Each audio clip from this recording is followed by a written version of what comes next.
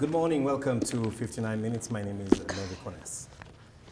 We try to talk about breast cancer awareness this month of October, and this particular Wednesday we're going to bring you a special program on that.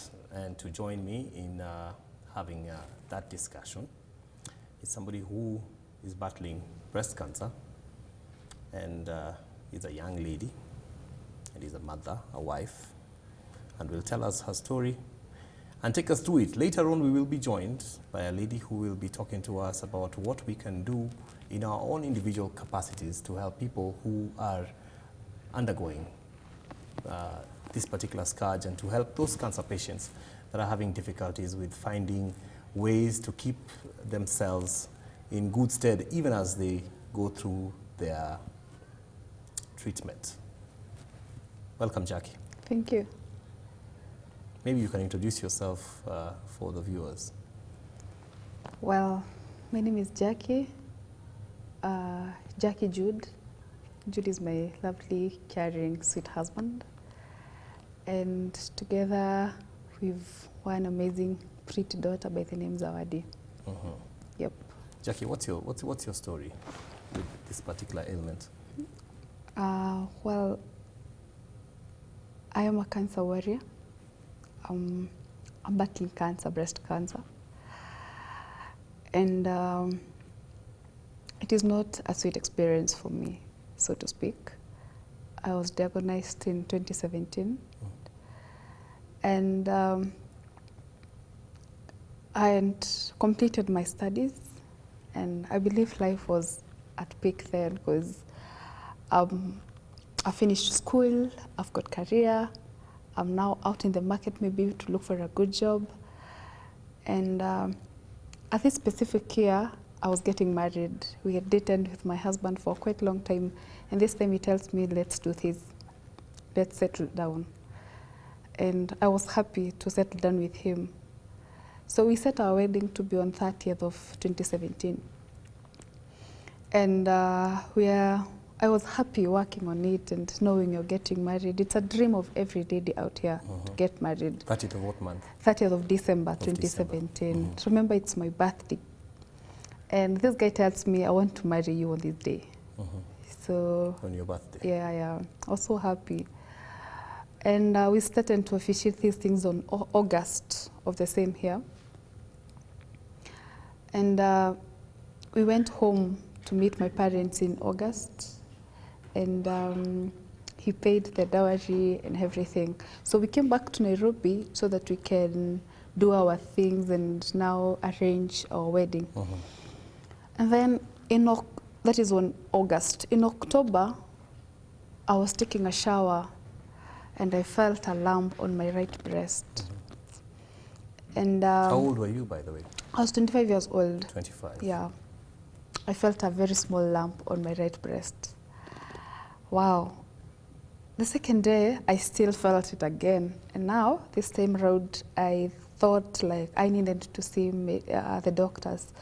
I called my husband, it was then my fiancé. I called him and told him, there's something I can feel on my breast. Then he tells me, let's go and check with the doctors what it might be.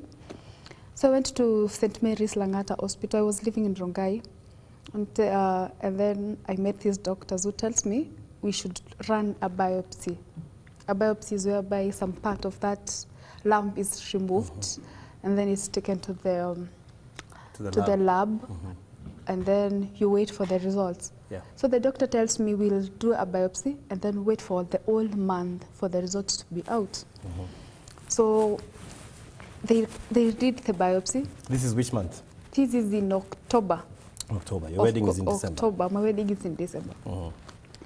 So they did it the same day that I went to see the doctors. They did a biopsy. You know, when you're told you're getting to theater, however, maybe small the procedure may be, there's the tension and everything. But okay, my hubby told me, just go in. I'm there for you, and I'm here waiting for you. Just go in and let's get this thing done. Yeah. So I went in. The biopsy was taken, and now I went home. I had to stay for the whole month to wait for the results to be out.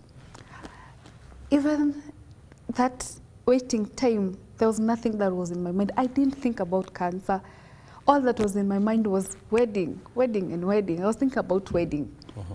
I didn't even imagine there was something with the doctors at all. So I waited for the whole month. Then September comes. You're too young for this. Yeah. And then it's not even, gone are days we used to think that cancer is for the old people. So there was nothing that was crossing my mind even then. So September comes. And then September 16th, I'm going to the doctors. Well, on Sunday, I was preaching in church. Okay, I'm a believer. And there are sometimes I go to church and speak to youths, young people, and mentor them, as well as my husband. So this Sunday, I'm the one with a microphone and the one in the pulpit. I'm telling people it is now the time you elevated your faith. It is now the time you believed God even more with your life and everything. That was on Sunday. And then I was asking them, look at your life when you're completely shaken, when you're fighting situations that are bringing you down. What can you do? And I was encouraging them with Bible verses on Sunday. And then I was telling the people that even at that time that you're completely hit, you're broken completely, continue trusting God. There's a purpose as to why God is bringing things into your life. I was encouraging the youth people. And then on Monday it comes, and then I remember, wait, I was to pick my result today. So I called my hubby and told him, I'm going to pick my results at St. Mary's. Then he's like, you just go alone. And then after going, you come so that we can plan for the wedding. So on this day, Monday morning, I'm up to St. Mary's, Langata Hospital to pick my results. So when I got there, the doctor who did the biopsy, I called him on arrival and told him, hi, Dr. I'm here.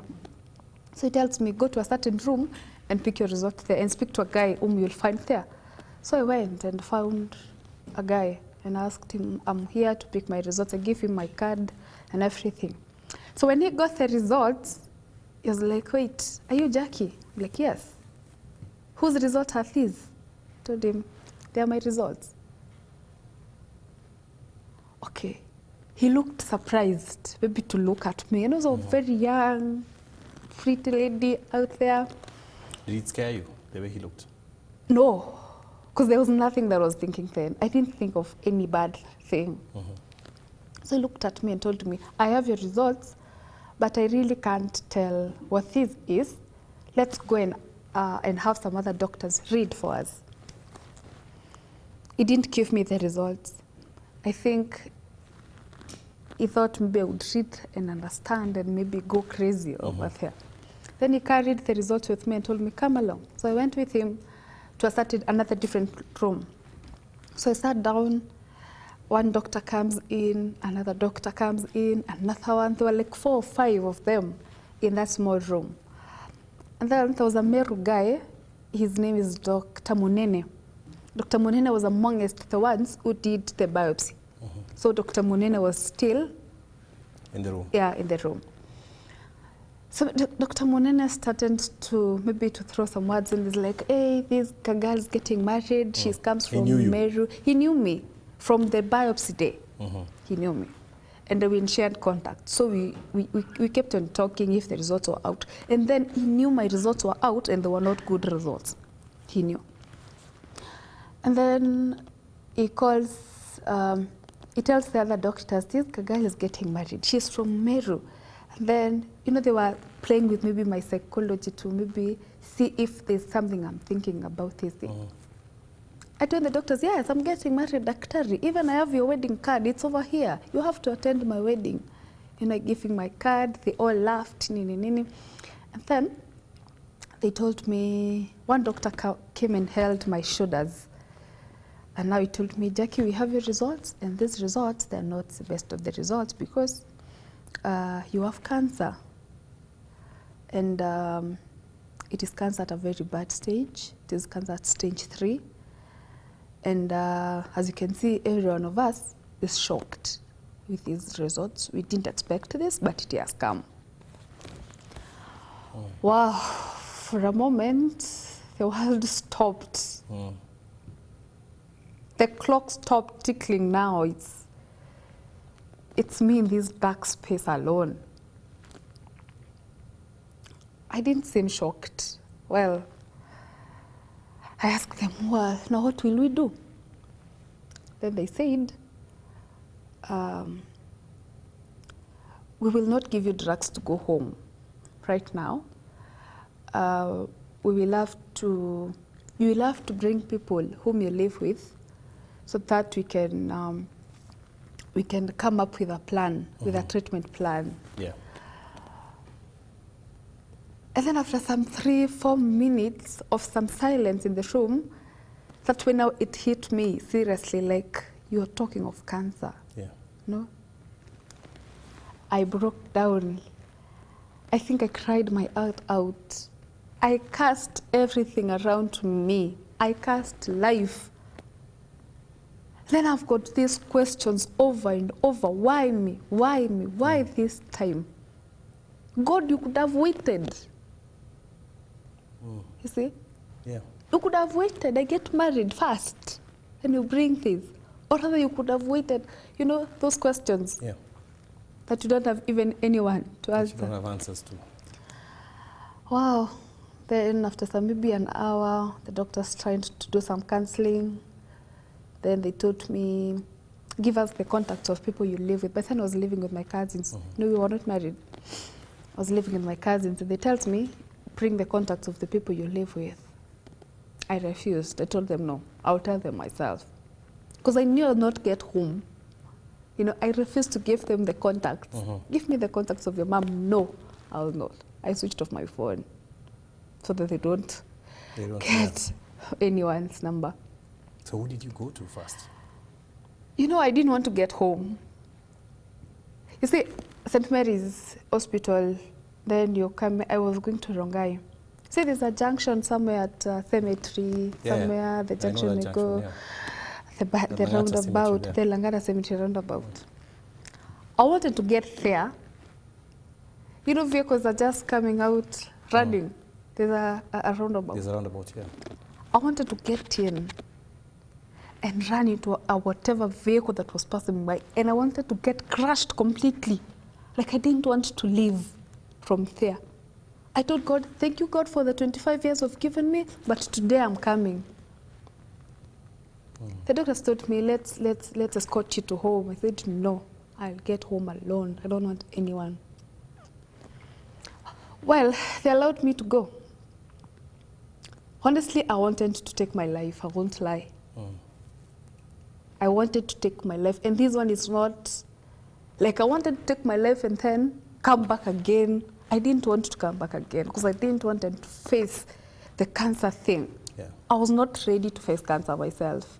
And now here it is. Yeah. But you're a preacher, a Christian. But I'm a Christian, remember? You know what was I saying? But you need to up your faith. You need to. And I'm walking alone, crying. And then something comes into my mind and just wait a minute. What are you preaching? You're telling people when they are knocked down completely, they are at their rock bottom. It is the time to seek God in. God has a purpose for things. And I'm like, God, seriously? Are you just doing with this? You know? Yeah. It's difficult to see the purpose in that moment, isn't it? It's coming into my mind slowly as I was walking. yeah. And I'm like, okay, God, you've brought this at this time. And I think whatever I was speaking yesterday, it's for me. It's not for anyone. It was just yesterday. And this is Sunday. This is Monday. I said, well, I will not take my life. So then now the journey to power Let me starts. try my God. Let me try this God. Yeah. Who did you talk to first? I didn't talk to my hubby. I talked to my wedding mom, the lady who was my best. Your best lady. My best lady in the wedding. She's a nurse at Cambridge. And I thought maybe she will understand me better than anyone else. So I called her and told her, no, I didn't know what has happened. I told her I want to see you. So I went to her place. By look, she had called me early in that morning when she knew that I was going to pick my results. So by look, she knew things are not okay. So he told her, I've got to the hospital and this is what the doctor says. So I went to have some time together, cry, of course, together. After, she's a nurse, eh? I think after crying, now she's up. Now she started talking at Oh, me. she's thinking of the medical yeah. prognosis now. Yes. Yeah. She told me, though, Jackie, we'll do this, we shall beat this. You know, she started encouraging me and telling me, we shall do the wedding. You know, my mind was, I was seeing the wedding, honestly, I wasn't seeing anything. Yeah. You're a young girl, it's a wedding. Everyone dreams about a wedding. Oh Isn't my it? God. Then at around 10, we had supper together, and then she took me to my cousin's place. And she went and broke the news to them. You know that mood in the house. Yeah, that changed. Of course, no one So told. from there, what were the doctors saying? Well, What was the way forward? then two options. Number one, and to do, the first one was total mastectomy of the breast. The surgery first. And then number two was chemo. Then the doctor tells me, we shall do first the total mastectomy. I was like, no, we can't do this. I have a wedding. I'm thinking like a bride.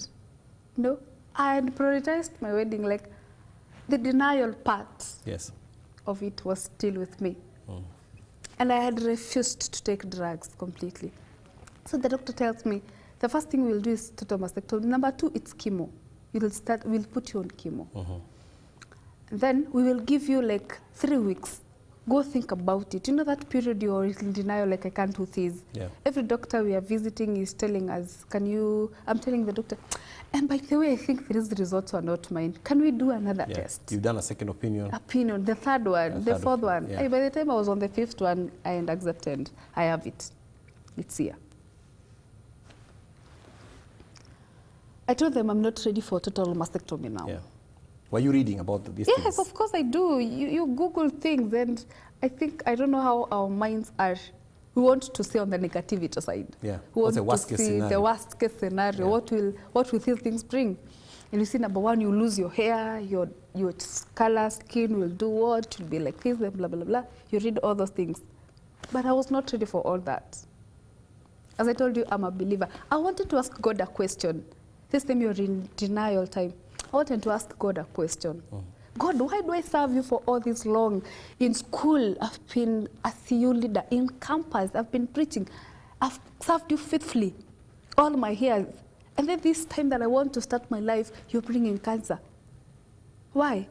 I wanted to ask God a question. So there's this one day my cousins are leaving the house, and I wanted to go to a place alone to just be myself, the me time. And I'm sure you're thinking kuna watu wengine wameishi tu hivyo hivyo na wako tu sawa. No, I didn't think that. I thought now these, I don't know how society or people have taken cancer, because every time you hear about cancer, the second thing that comes into your mind is death. True. For everyone. Yeah. I knew I'll die. Now you've brought cancer, I'll die. I didn't have a mind of you can live. I didn't have a mind of you can beat cancer. I knew after this, 6 feet under. So, how did you go from there? Did you do the chemos? Well, from there, I accepted after some times of fasting and prayers. God reassured me, I'll walk with you through this. So I was okay because I refused to take drugs.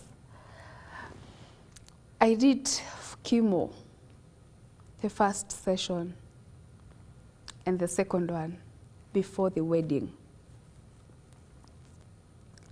I waited for this day. My cousins left the house and went up all the way to Kambani. There's a prayer mountain known as Katoloni Prayer Center. I stayed there for 3 days, fasting and crying unto God. By this time, I've refused to do treatment at all. I don't want to go through chemo. I was like, God, you're a miracle working God. Perform miracle right now. I don't want drugs. Let me go to the doctor tomorrow, and the next thing I'm hearing is there's nothing like tumor. There's nothing like a lump in my breast. Do miracles. But God tells me, I don't work that way. That is your way. That is what you want. There's something else that I want as your God. I'll give you the grace to go through this. Just trust me. Trust the process. Just go to the doctors and let this thing be done. So when I'm up the mountain on Saturday, I'm telling my husband and my cousins, I'm ready for the drugs. You know, I'd refused completely. I was so difficult on them until they started calling the doctors. What can we do on her? Please send us counselors. She can't accept drugs. And then this day I'm telling them, wait, I'm ready. Let's do this. Then we went for chemo, the first session.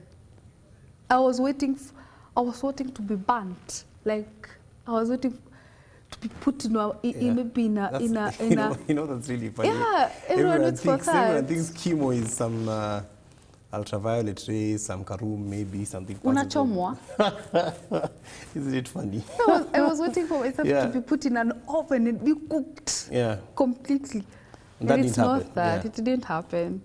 So on the Monday morning, I'm up with my cousins and my hubby, and we are going to the doctors to do the first session at Nairobi Radiotherapy and Cancer Center, somewhere here in Kilimani. Yeah. So I'm there in the morning, early at around 7, and these people are singing. You know, it's a normal in the morning to do the morning prayers and everything, to pray for the patient. And they are singing, "It is well with my soul." I'm there.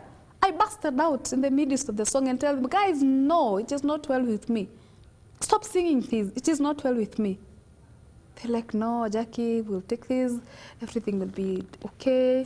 You'll not be burnt and everything. And finally, I accepted. I did the first session and the second session before the wedding. Side effects. You know, you read what Hair you fell out. expect. My hair fell out completely. Now I'm waking in the morning, I'm like, why? I'm pulling up and like, it's not going. It's pulling again. One day I woke up, took my hair like, and There's a huge chunk. it was a huge chunk. It's out. Yeah. So I went to the barbers and told them, shave me. So you had the wedding when you were bald? Yes, like you. I was given a shave like you. This has become the uniform. I was exactly like you. Yeah. Like that. Well, And you realize it's not bad. yeah, it's not bad. But for ladies, you don't look good. Don't look really, really good like that. Yeah. Compared, you're used to hairs, you're used to making up your hair, and then you're waking up to a situation like, you don't like that. So how was your wedding like? Okay, my wedding was nice. I did a week, and we did a wedding. So I was very weak, very sick. We did it. And then after that? After that, now we are set to, you know, you're starting a family.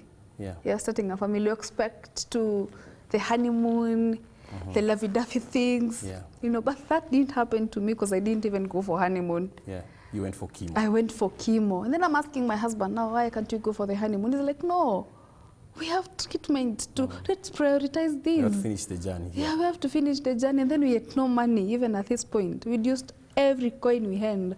We had used it on drugs, and we did the wedding. So we were 0-0. I'm like, no, you know, the ladies want these things. And it's like, no, my dear, let's go to the hospital. We'll go for honeymoon after we've completed all this. I'm like, no, people go for the honeymoon immediately after the wedding. It's like, no. But I didn't understand him. We had no money. And then on Thursday, we went for another session of chemo, not the third one. Yeah. We are newly married. People are looking at us and they're like, wait a minute. These people are supposed to be out maybe for honeymoon or something, but they're here. But let me rush you a bit. So you did the chemos after the wedding. Yes. How many more? I did 8 sessions. 8 sessions. Before the first surgery. So you did 2 before the wedding and then 6 after? Totaling to 8. Wow. How was that journey, those 6? It is tough. It is tough. It is very, very tough journey. It's not something you can comprehend into your mind. Can't even think about it. I think the side effects are worse than even cancer itself. They'll bring you down sometimes, never to rise up again. I tell you for a fact. Because I was so down. I couldn't eat. I'm vomiting all over. My hair is gone. I can't perform my wifely duties. My husband had to sometimes to wash me. He has to cook for me. He has to go out and look for money. There's nothing. He's jobless then. I'm jobless. He has to wake up in the morning and do every house chores and leave me bedridden and then go out to look for money, then come back again. It was tough for both of us. So it was very tough. Then I did the first surgery, which was a lumpectomy. Some part of the lump was removed. Yeah. And after it was removed, it healed for some time. Then the doctors and told me I'll not conceive, I'll not have a baby. Okay, there were some drugs they put me. Because of the chemo and all that. Yeah. There was another special drug they put me because I was not supposed to use any contraceptive.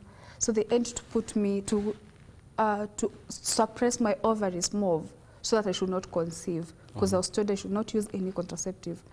So they suppressed my ovaries. Yeah. So my menses disappeared completely. You were not supposed to conceive. I was not supposed to conceive. And they helped me further by putting the drugs on my ovaries so that I should not conceive. But let me tell you, we serve a God who does miracle things. After the first surgery, after the lump was removed, I stayed maybe for 2 months and I was okay. And this one day I'm waking up and I'm sickish, I feel like I'm very weak, just to go to the doctors and they confirm I'm pregnant. Huh. I don't know how. And you're on drugs to suppress such things. I'm on drugs, I'm in the middle of chemo. I'm expectant. I think these are shockers completely. What did they say? How did the treatment change going forward? It didn't change. That is, we went to the doctors and tell them, Jack is expectant. Yeah. They told us, no, this can't happen. Yes, she's expectant. They did the test, and yes, I was. I knew this baby is God's, because I told God. It was against the odds. Yeah, and laid my fears and everything unto God. And I told God, God, it's your turn now to bless me and to do something extraordinary in my life. Just God bless me. I'm in the middle of this pain. God bless me. And here I am, expectant. And then the doctor's like, we have 2 options. Number 1, to terminate the pregnancy. You continue with the drugs. Number 2, it is to stop the drugs and you carry on with your baby. I told him, no, I think I'm not ready to terminate this baby. Let me carry on with the baby. So you carried on? Yes, I did. And brought a baby to full term? No, I couldn't carry the baby to full term. I carried the baby up to 5 months. No, to 5 months. Now the lumpectomy was, the body is starting to become weak, the immunity is going down. The doctor said, you won't carry this baby to term. Because now your immunity will be low because of the drugs, serious drugs that are in your body. And number 2, you're carrying this baby. The 2 cannot go. But I chose, let me risk and see. You know, that time you're like, just throwing cushions on the window and you're like, let me see what happens. Furthermore, you'll die someday. I decided to carry the baby. You know why? For the love of my husband. This guy risked to marry me, knowing very well that I had cancer. And cancer is not malaria. He knew so well I have this condition. And he was ready to fight with me. And then it happens, I'm carrying a baby of his own. I'll be very selfish to terminate this baby. Why can't I show him love in the middle of this sickness? I wanted to dedicate this baby for him. And I told him, you know what? I'm not ready to terminate this baby. I know God will give me 9 months to live, to carry this baby. And I will leave this baby with you. Let me just reciprocate this love to you and show you. And then People can die for love. You know, I'm ready to lose it all and make you happy. yeah, truly the romantic you are. You know? Yeah. So you did that.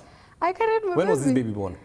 The baby was born in February on Valentine's. God does the way he does things.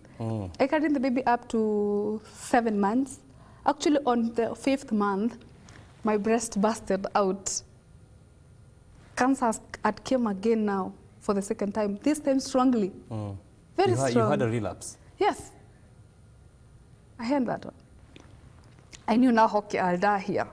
But I asked God, God, give me some 2 months. Maybe I asked the doctors,